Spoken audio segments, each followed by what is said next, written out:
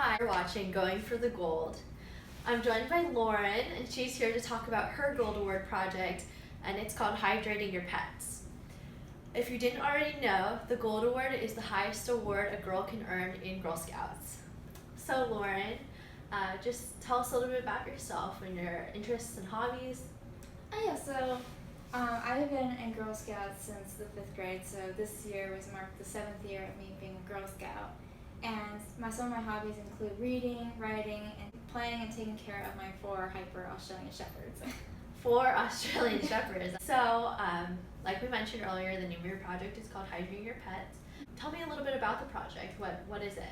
Yeah, so basically my project sought to tackle and educate pet owners about pet dehydration and overheating.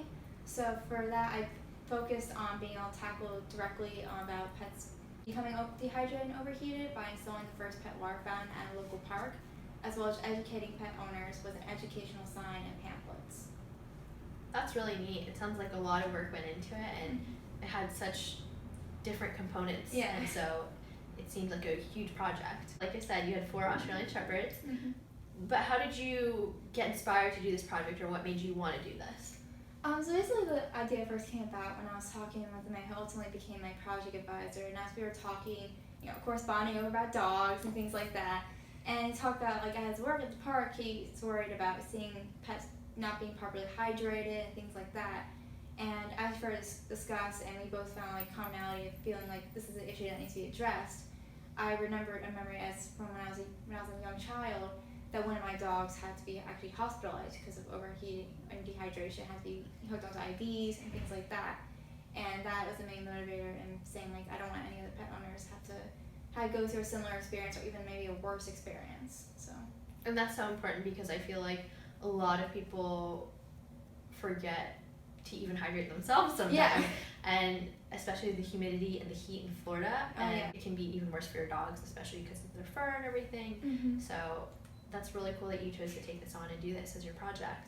Did you have any obstacles, or did you face any difficulties that you didn't plan for along the way? Yes. One of the main ones I came across was I had to change the way I was going to approach talking with pet owners. So originally I wanted to be able to point to statistics like how many pets per year got overheated or dehydrated, or maybe how many pass away from this issue. But when I further researched into this issue, I found that there wasn't a lot of statistics on that. So I switched my approach from that one and discussing like why pets are so susceptible to getting overheated and dehydrated, talking about the anatomy and how it's so different from ours. Their ways of cooling themselves off are not as effective as ours.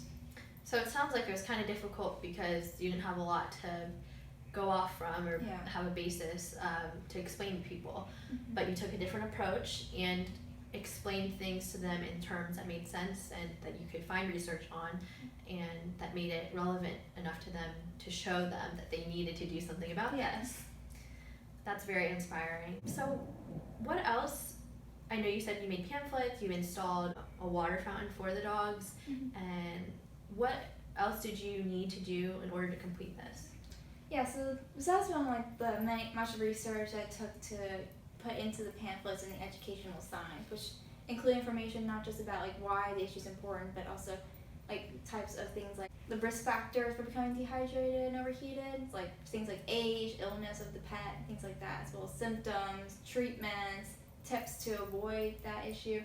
But also one thing was, you think it's easy to pick out a pet water fountain, but there are lots of options out there, and they all have their pros and cons you have to weigh, and you have to decide which one was both pet owner friendly and also pet friendly, so that both parties are able to be able to make sure that the pet is actually properly hydrated. What would you say your best memory of your project was, or your favorite thing that you got out of this? Yeah, so like one of the best parts was being able to work with the man that was the park ranger, who was also my project advisor. That he was just so amazing to work with, and was very much willing. If I need to talk to him about the project more, he was very willing to give advice, but also knew that it was my project to do, and that he didn't sometimes you worry about someone being overbearing, but he struck the right balance in what you want from someone when you're leading a project.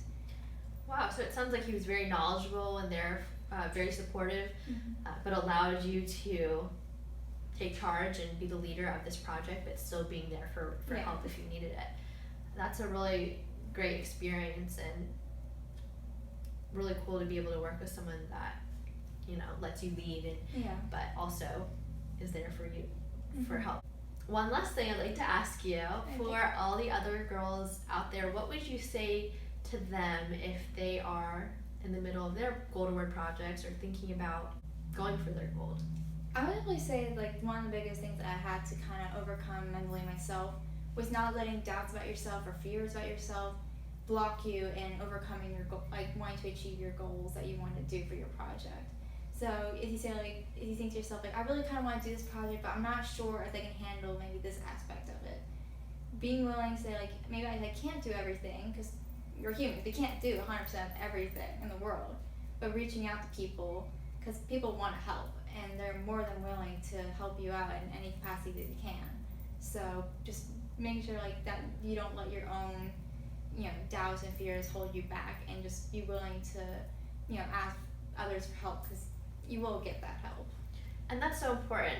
I know we just learned it through our projects, but even it applies to everyday life. Absolutely. Not being afraid to ask for help and not letting that fear of what others might say or think, or if there's going to be someone to answer, not letting that get in the way of you asking for help, because there definitely is, there are people there, and there were so many people willing to help out and be a resource. So that is very, very insightful. Well, thank you so much for joining me, being here today to share a bit about your project.